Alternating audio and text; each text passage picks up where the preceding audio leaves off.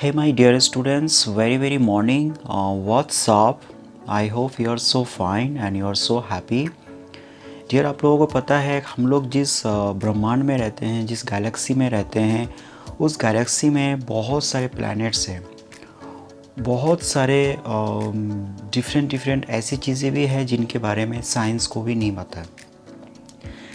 और जो सबसे इम्पॉर्टेंट थिंग्स है, जिस प्लैनेट में हम रहते हैं उस प्लैनेट का नाम है अर्थ यानी पृथ्वी। और इस पृथ्वी पर जो रोशनी मिलता है, जो हमको लाइट्स मिलता है, ये जो हमारे पृथ्वी पर डे एंड नाइट होता है, ये डे एंड नाइट एक नक्षत्र की वजह से होता है, एंड दैट इज़ द सन। यानी कहीं ना कहीं अगर देखा जाए तो ये जो सन है और ये जो पृथ्वी है, इनके बीच में एक बहुत डीपेस्ट रिलेशन है, और ये कई हजारों लाखों सालों से it goes on continuously, right. So अगर हम देखें तो ये जो पृथ्वी पर सूरज का जब रोशनी आता है तो उस रोशनी की वजह से पृथ्वी पर डिफरेंट चेंजेस क्रिएट होते हैं, और उन चेंजेसों में से एक चेंजेस है सीज़न। यानी अगर हम देखेंगे तो हमारे पृथ्वी पर अलग अलग सीज़न आते हैं जो ऑटोमेटिक होता है, राइट। कभी आप देखना समर होता है, कभी आप देखना रेनी सीजन होता है, कभी आप देखना स्प्रिंग सीज़न होता है, कभी ऑटम सीज़न होता है, कभी विंटर सीज़न होते हैं। और सबसे इम्पॉर्टेंट थिंग्स, हमारे लिए ये सीज़न बहुत इम्पॉर्टेंस है। हम इस सीज़न के अनुसार कई बार हम सेलिब्रेशन करते हैं, कई बार हम डिफरेंट ड्रेसेस पहनते हैं, कई बार हमको डिफरेंट फूड्स मिलते हैं। यानी कहीं ना कहीं ये सीजन्स हमारे लाइफ में बहुत इम्पॉर्टेंट है, और इस सीज़न को पहचानने का भी एक तरीका भी होता है। तो आज का जो टॉपिक है, ये टॉपिक हमारे लिए बहुत एंटरटेनमेंट है, नॉलेजेबल है, और ये टॉपिक जो है ये क्लास 12 के सिलेबस में है, MP बोर्ड इंग्लिश मीडियम में, जिसका नाम है टू ऑटम। सो इस टॉपिक पे आज हम स्टडी करेंगे कि सीजन्स के क्या इम्पोर्टेंस होते हैं, सीजन्स को हम कैसे पहचानेंगे, और भी बहुत सारे चीज़। So my dear students, without getting late, let's have a look.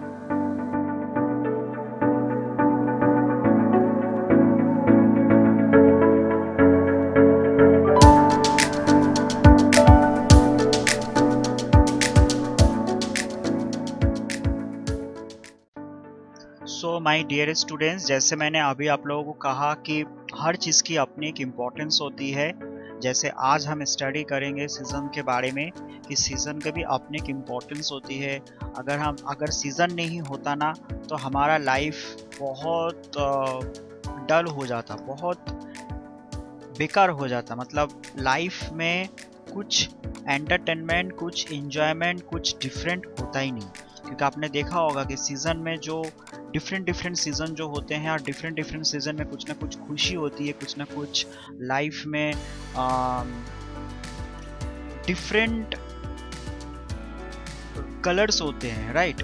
सो ये बहुत इम्पोर्टेंट इसको समझना, और इसी के जैसा हमको भी अपना बिहेवियर, हमारा जो एटीट्यूड होते हैं, हमारा जो नेचर होते हैं, सीज़न की तरह हमको करना चाहिए।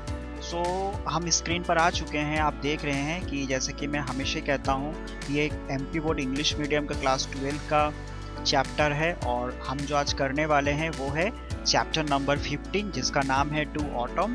और ये ऑटम जो है, इसका पोएट है जॉन ईट्स, है ना।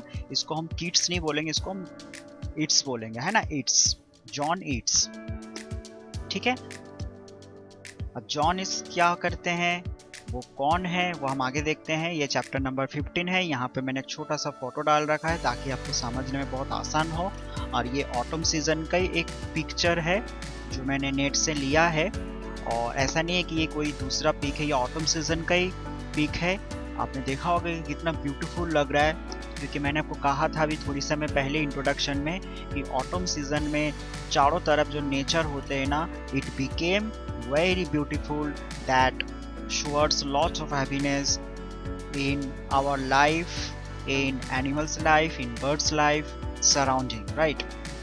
और जॉन इसने आगे क्या कहा वो भी हम देखते हैं, लेकिन उससे पहले हम एक रिव्यू कर लेंगे, क्योंकि ये हमारे लिए बहुत इंपॉर्टेंट होता है। जैसा मैं हमेशा ही कहता हूँ एट ऑल टाइम्स कि कोई भी चीज़ सीखने से पहले एक बार रिव्यू कर लो कि आप उस चीज़ में क्या क्या सीखने वाले हो, क्या क्या कवर करने वाले हो। तो इसमें हम क्या क्या कवर करेंगे, व्हाट वी लर्न, क्या क्या हम सीखेंगे। तो सबसे पहले हम सीखेंगे अबाउट द पोएट, यानी पोएट के बारे में, यानी जॉन ईट्स के बारे में हम सीखेंगे। नेक्स्ट हम सीखेंगे कैरेक्टर, यानी इसके अंदर कौन कौन रोल प्ले कर रहे हैं उसके बारे में हम सीखेंगे। देन आफ्टर हम सीखेंगे वोकैबुलरी। वोकैबुलरी में हम क्या क्या सीखेंगे, मतलब इस चैप्टर के अंदर ये जो पोएम है इसके अंदर जो थोड़ा सा डिफिकल्ट जो मीनिंग्स होते हैं, जो समझने में थोड़ा सा तकलीफ होता है, उसके बारे में हम सीखेंगे, क्योंकि ये बहुत इंपॉर्टेंट रहते हैं। समटाइम्स एग्जाम में भी आता है 1-2 नंबर। इसके अलावा स्पोकन इंग्लिश में भी आपको काफ़ी हेल्पफुल करेंगे। So vocabulary is very much important. Then after हम सीखेंगे सेंट्रल आइडिया, जो मैं हमेशा कहता हूँ कि पूरे टॉपिक को 1 या 2 लाइन या ज़्यादा से ज़्यादा 3-4 लाइन में कवर करना, और ये आपको उस समय बहुत हेल्प करता है जब आपके पास समय नहीं है और आप सेंट्रल आइडिया स्टडी करके भी एग्ज़ाम में एक अपीयर कर सकते हैं, मतलब थोड़ी बहुत आपको हेल्प मिलता है काफ़ी central idea. Then after summary, जो आपको पता ही है कि पूरी पोएम को एक पैराग्राफ बेस पे समझाना है ना। और मोरल, जो मेरा फेवरेट है हमेशा ही, कि इस पोएम से आपने क्या सीखा जो आपके हमेशा जीवन में काम आएगा। क्योंकि मैंने आपको हमेशा ही बोलता हूँ कि नंबर हर जगह पर इम्पोर्टेंट नहीं रहता है, या हर जगह पे रोल प्ले नहीं करते हैं। कभी कभी हमको जो लेसन मिलता है जीवन में ना, वो हमको बहुत काम आता है। और लास्ट में क्वेश्चन आंसर्स कवर होगा इस चैप्टर में, जो एग्जाम में कभी कभी आते रहते हैं, राइट। तो इस प्रकार से हम टोटल 7 टॉपिक कवर करेंगे इस एक पोएम के अंदर। और इसमें मैं एक चीज़ और बता दूं कि इसमें से कुछ चीज़ें ऐसे हैं जो आपको करना ही करना है, जैसे कैरेक्टर, सेंट्रल आइडिया, समरी और क्वेश्चन आंसर। ये चारों चीज़ आपको कंपलसरी करना ही है, क्योंकि इसमें से ये आपको कहीं ना कहीं एग्जाम के लिए है।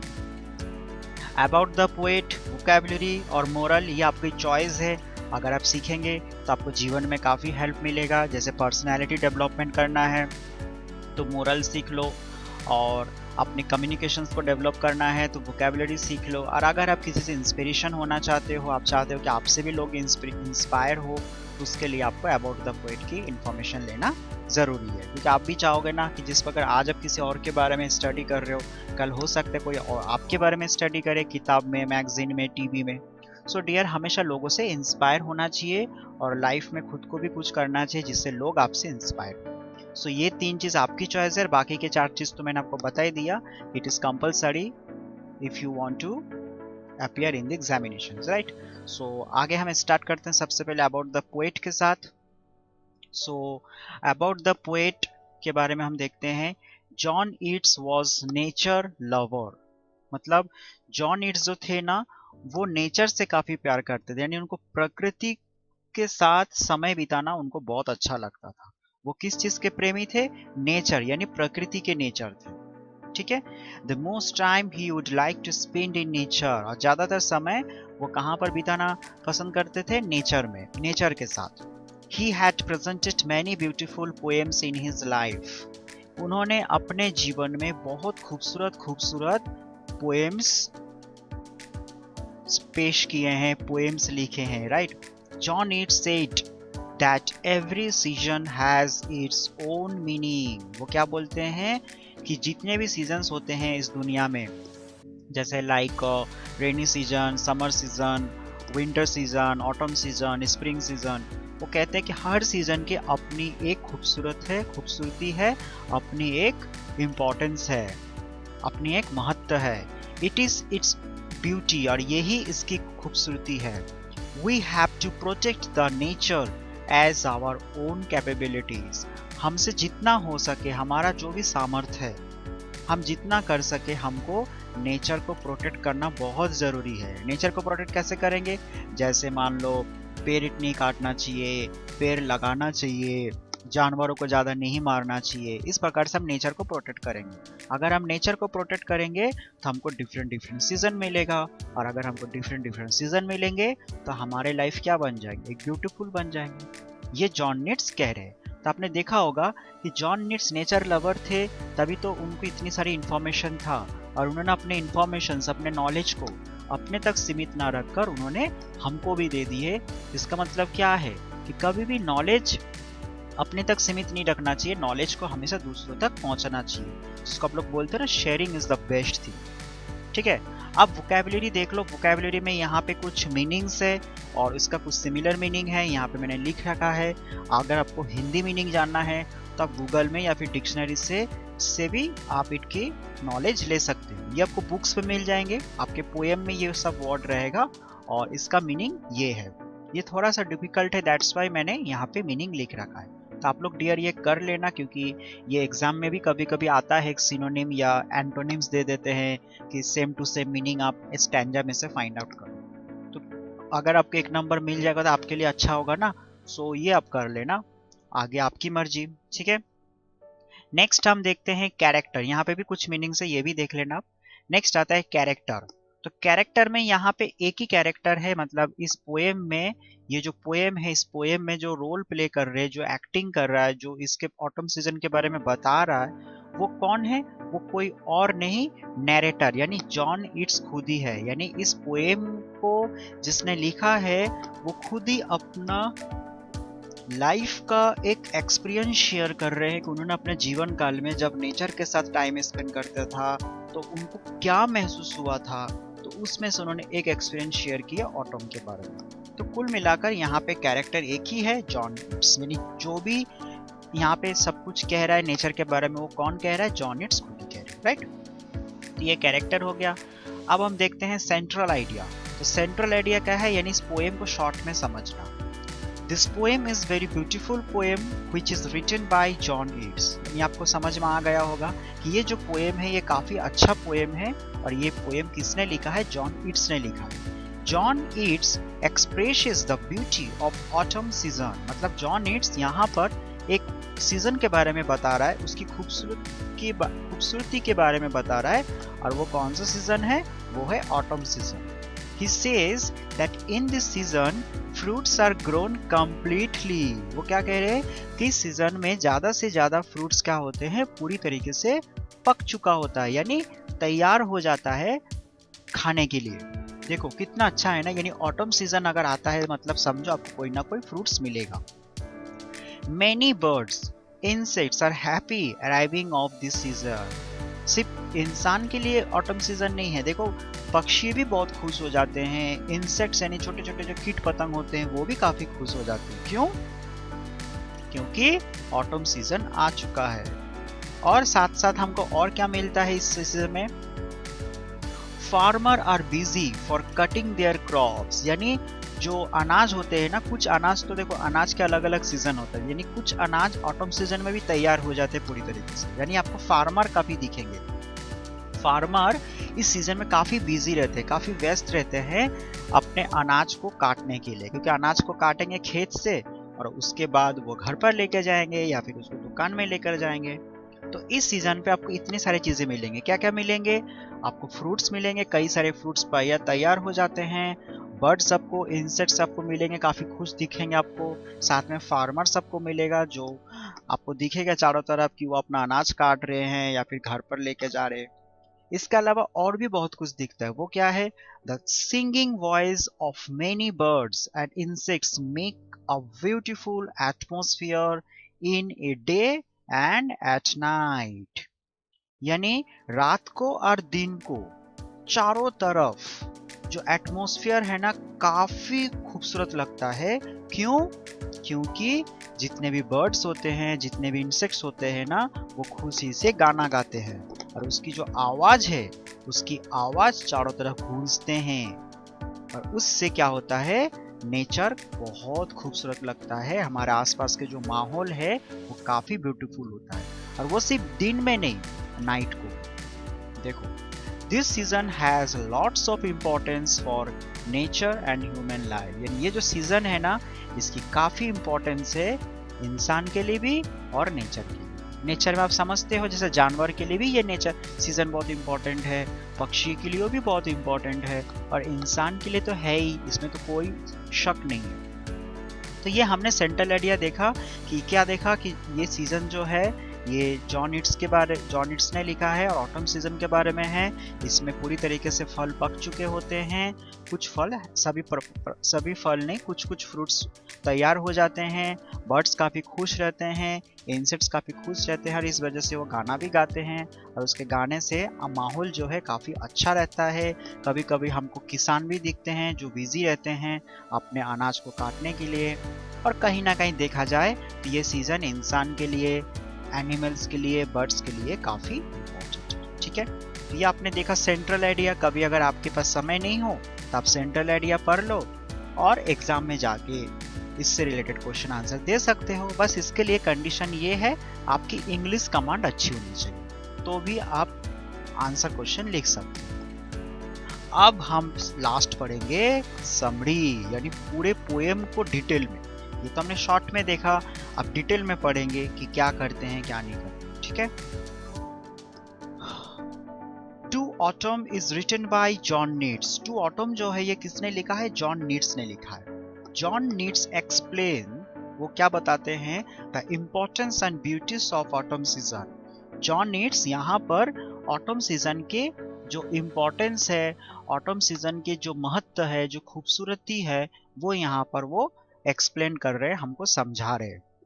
He says, वो बताते हैं, autumn is a season of ripe fruitfulness. यानी वो क्या कह रहे हैं कि ऑटम वो सीजन है जिस समय बहुत सारे फल पूरी तरीके से तैयार हो जाते हैं। राइप मतलब पक चुका होता है। यानी कोई भी फल अगर हम लगाते हैं ना, तो आपको पता है एक रहता है कच्चा कंडीशन, एक रहता है पक्का कंडीशन। तो कभी कभी कच्चा कंडीशन को हम खा नहीं पाते, है ना, कच्चा अवस्था में हम उसको खा नहीं पाते जब तक वो पूरी तरीके से तैयार नहीं हो जाता। तो जॉन नीड्स यहाँ पे कह रहा है कि ऑटम सीजन में कई फल ऐसे होते हैं जो पूरी तरीके से पक चुके होते हैं। कौन कौन सी फल? It is that time when grapes, apples, goat etcetera are made fully. देखो, जो लौकी होते हैं, उसके बाद जो अंगूर होते हैं, उसके बाद जो सेब होते हैं, वो इसी सीजन में तैयार होते हैं। मतलब अगर आपको कहीं पे एप्पल बहुत ज़्यादा मिल रहा है, बहुत अंगूर मिल रहे हैं, बहुत लौकी मिल रहे हैं, तो आप समझ जाओ कहीं ना कहीं ऑटम सीजन। ठीक है, हालांकि अभी तो अलग अलग मशीन आ चुके हैं, अलग अलग दवाई आ चुके हैं, सीजन नहीं भी हो तो भी आपको मार्केट में मिल जाएंगे, लेकिन नेचुरल जो एप्पल, नेचुरल जो ग्रेप्स और गोट जो मिलता है ना, वो ऑटम सीजन में मिलता है, right. He says it is that time when bees come on completed flowers and by the fies honey is made from flowers। वो क्या कह रहे हैं आगे? वो कह रहे हैं ये वही सीजन है जब मधुमक्खी एक फूल के ऊपर आते हैं और जिससे उस फूल से क्या बनता है? शहद बनता है। ये देखो, यानी यही वो सीजन है जब फूल के ऊपर मधुमक्खी आते हैं और उससे क्या बनता है? उस फूल से जब मधुमक्खी आते हैं तो मधुमक्खी के आने से उस फूल से शहद बनता है। Autumn season is that season when fruits and vegetables, flowers are ready for harvesting। Autumn season ही वो सीजन है जिस समय फल, सब्जी, फूल पूरी तरीके से रेडी हो जाते हैं, मतलब हार्वेस्टिंग करने के लिए, यानी जुताई करने के लिए। वो खेत में करते हैं ना, उसको क्या बोलते हैं हिंदी में मुझे नहीं मालूम, इंग्लिश में हार्वेस्टिंग बोलते हैं, उपजाऊ करने के लिए ऐसा कुछ बोलते हैं। यानी ऑटम सीजन में भी कई फ्लावर्स, कई फ्रूट्स खाने के लिए भी रेडी हो जाते हैं, यूज करने के लिए भी रेडी हो जाते हैं, और कई फ्रूट्स, कई वेजिटेबल्स हार्वेस्टिंग करने के लिए भी रेडी हो जाते हैं। दोनों काम होता है। The poet says in this time farmer are busy for reaping, winning, gleaning and many more. इस सीजन पे जो किसान होते हैं ना, वो हर चीज के लिए, इन सारी चीजों के लिए बिजी रहते हैं। रिपिंग करना, विनोइंग करना, ग्लीनिंग करना एंड मैनी मोर। रिपिंग मतलब होता है जब फर्स्ट स्टेज होता है किसी भी अनाज को मिट्टी पर डालने के लिए। विनोइंग मतलब होता है उसको, मतलब सिंचाई करने के लिए। ग्लीनिंग मतलब होता है उसको निकालने के लिए। और मतलब जो एक होता है ना अनाज का पूरा process, starting, second, third, fourth, fifth, जो अलग अलग प्रोसेस होते हैं ना, वो सारे काम ऑटम सीजन में ही हो जाते हैं। ये वही सीजन है, मतलब ऑटम सीजन ऐसा नहीं कि सिर्फ उपजाऊ की टाइम है। ऑटम सीजन में हर प्रकार का काम होता है, डिपेंड ऑन आपका वो फ्रूट्स, डिपेंड ऑन आपका वो क्रॉप्स। यानी पक्के का भी समय ऑटम सीजन है और निकालने का भी समय ऑटम सीजन है। All this ripping, winnowing, cleaning are connected each other with this season autumn। यानी इस सीजन के साथ ही जितने भी रिपिंग का काम होता है, विनोइंग का काम होता है, ग्लीनिंग का काम होता है, ये कहीं ना कहीं एक दूसरे से कनेक्टेड रहता है। मतलब क्या है, जैसा अगर आप कोई अनाज लगा रहे हैं, अनाज मिट्टी में लगा रहे हैं, कोई पौधे आप लगा रहे हैं, तो कहीं ना कहीं उसका जो नेक्स्ट स्टेज, जैसे पानी डालना या मिट्टी में कोई पदार्थ डालना जिससे वो पौधे बहुत अच्छा हो, तो वो कहीं ना कहीं एक दूसरे से कनेक्टेड है। तो ऑटम सीजन एक ऐसा सीजन है जिसमें जितने भी काम होता है ना एक अनाज के लिए, इसका मुझे एग्जैक्ट एक्चुअली हिंदी मीनिंग नहीं मालूम है, आप थोड़ा सा ना गूगल में देख लेना कि रिपिंग, विनिंग, ग्लीनिंग इसका हिंदी मीनिंग क्या है। बाकी मैं आपको इतना समझा रहा हूँ कि एक पौधे को लगाने के लिए जो प्रोसेस होता है फर्स्ट टू लास्ट, उसको अलग अलग शब्दों में रिपिंग बोलते हैं, विनिंग बोलते हैं, ग्लीनिंग बोलते हैं। ये कहीं ना कहीं ऑटम सीजन के साथ कनेक्टेड है। यानी ऑटम सीजन आते हैं ना तो इनकी बहुत बेनिफिट होती है। जैसे कि आपने देखा होगा बरसात में पौधे को पानी की बहुत ज़रूरत है, लेकिन उस पानी थोड़ा सा लिमिट होना चाहिए। अगर बहुत ज़्यादा जोर से बारिश हो रही है ना, तो जो हमारा क्रॉप्स रहता है, जो हमारा अनाज रहते हैं, लाइक जो भी टमाटर वगैरह, राइस वगैरह, वो सब खराब हो जाते हैं। तो जैसे सीजन के साथ कहीं ना कहीं अनाज का एक बहुत अच्छा रिलेशन है, डीप कनेक्शन है, वैसे ऑटम सीजन के साथ भी ऐसे कुछ अनाजों का आपस में एक कनेक्टिविटी है। तो ये हमको जॉनिट समझाना चाह रहे हैं, मतलब ऑटम सीजन कितनी इंपॉर्टेंस है। अगर वो नहीं होता तो शायद हमको इस प्रकार का अनाज नहीं मिलता। The poet says farmer reefs at first with hard working, then he winnows, and after completion then he goes to house with a loading of crops on head। देखो क्या कह रहे हैं, थोड़ा सा समझा भी दिए उन्होंने। वो कह रहे हैं कि फार्मर सबसे पहले क्या करते हैं, हार्ड वर्क करते हैं ताकि अनाज बहुत अच्छा मिले। तो अनाज को मिट्टी में डालने के लिए मिट्टी को भी प्रॉपर वे में वो गड्ढा खोदते हैं, फिर उसको आसपास पानी डालने के लिए वो जगह भी बनाते हैं, उसको रिप्स बोलते हैं, राइट। वो जो प्रोसेस होता है दैट इज कॉल्ड रिप्स। उसके बाद क्या करते, देन ही विनोज करते। विनोज मतलब होता है जब वो पौधे लगा लेते हैं, फिर उसके चारों तरफ पानी डालना, फिर उसको धूप प्रॉपर वे में लग रहा है कि नहीं लग रहा है, वो सारी प्रोसेस जो रहता है दैट इज कॉल्ड विनोज। एंड जब पूरी तरीके से एक क्रॉप, एक अनाज पूरी तरीके से तैयार हो जाता है, चाहे वो ग्रेप्स हो, कोई चावल हो, आटा हो, कोई भी किसी भी प्रकार का जो भी अनाज हो, जब वो तैयार हो जाते हैं तो फिर फार्मर क्या करते हैं, फिर वो बिजी रहते हैं कि उस क्रॉप को काटना और फिर उसको लोड कर या तो घर पर ले जाना या फिर दुकान पर ले जाना। तो ये जो काम होता है ये अलग अलग प्रकार का काम होता है, लेकिन यह अलग अलग प्रकार के काम ऑटम सीजन में आपको देखने को मिलेगा। नॉट ओनली दिस वन, सिर्फ यही नहीं, but autumn season is famous for music also. देखो मतलब ऑटम सीजन में फार्मर का भी काम होता है, पक्षियों का भी काम होता है, अनाज का भी काम होता है, लेकिन इसके साथ साथ ऑटम सीजन हमको खुशी भी देती है। क्यों? क्योंकि इस सीजन में आपको म्यूजिक भी सुनने को मिलता है। जैसे as in the spring season we hear the sound of cuckoo, nightingale. आप सबको पता होगा कि जब भी कोयल की आवाज़ अगर आपको सुनाई देता है या नाइटिंगेल की आवाज़ अगर आपको सुनाई देता है, तो सीधी सी बात है, आप समझ जाना कि वो सीज़न स्प्रिंग सीजन।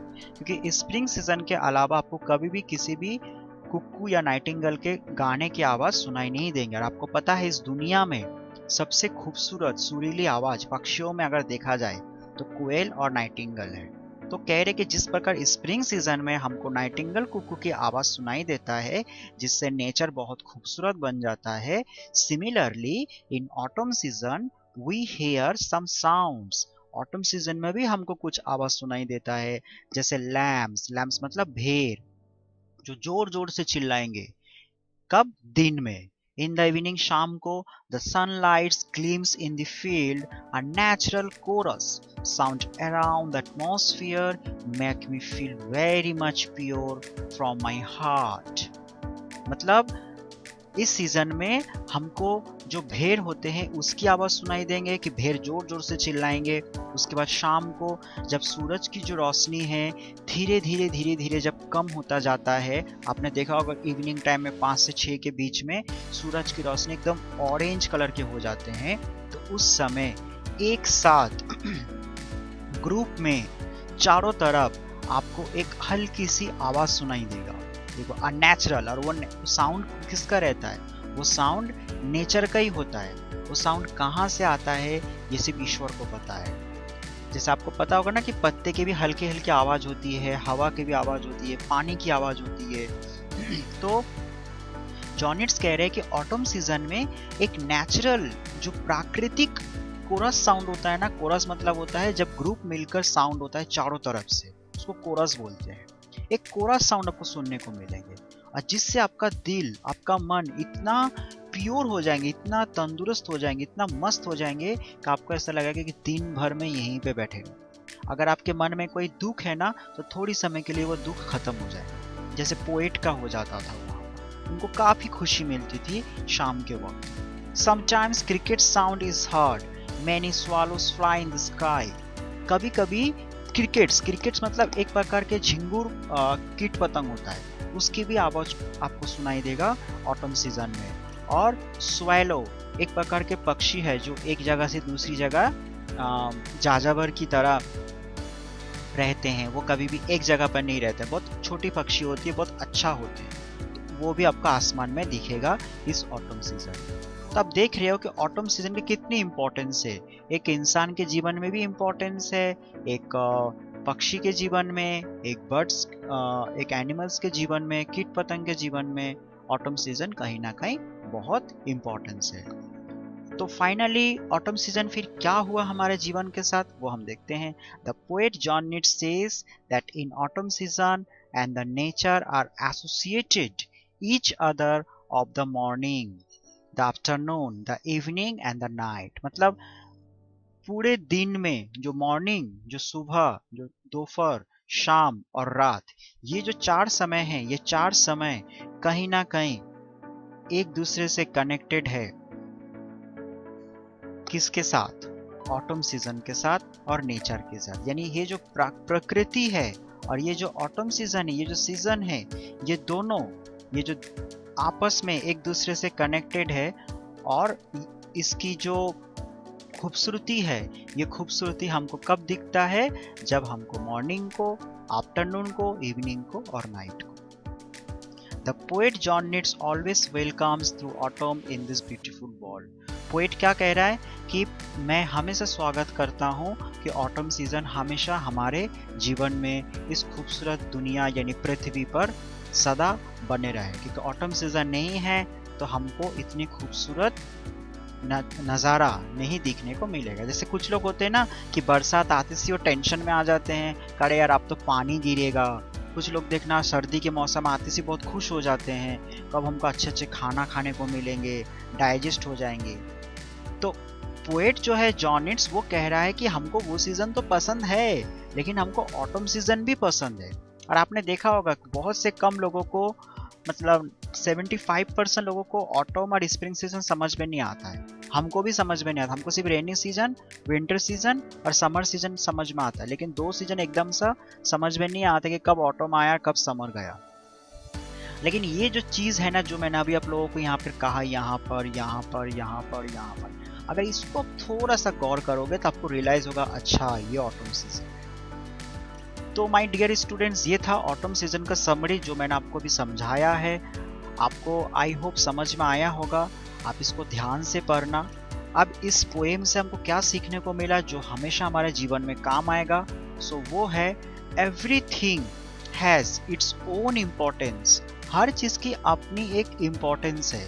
किसी भी चीज़ों को हम नज़ारा नहीं कर सकते, नज़रअंदाज नहीं कर सकते, but just need to change on our angle of view. जो मैंने अभी आपको कहा कि हर चीज़ की अपने की इम्पोर्टेंस है, लेकिन वो इम्पोर्टेंस आपको तभी दिखेगा जब आप अपनी दृष्टिकोण को बदलोगे, जब आप अपने नजरिया को बदलोगे। वो कहते हैं ना, नजर और नजरिया दोनों अलग अलग चीजें हैं। नजर तो सबका एक ही चीजों पे रहता है, लेकिन सबका देखने का जो व्यू होता है, सबको देखने का जो तरीका होता है, वो अलग अलग होता है। तो हमें अपना नजरिया बदलना चाहिए अगर हम किसी चीज की इम्पोर्टेंस को जानना चाहते हैं, समझना चाहते हैं, महसूस करना चाहते हैं। तो ये था आपका ऑटम सीजन जो जॉन नीट्स ने लिखा है। एंड आई होप आप इस चीज़ को समझे होंगे। अगर नहीं समझ में आया तो मुझे कमेंट करना, तो मैं फिर कुछ नया करके बताऊंगा और अगली बार फिर एक न्यू टॉपिक लेकर आऊंगा। एंड तब तक के लिए see ya see ya my dear students.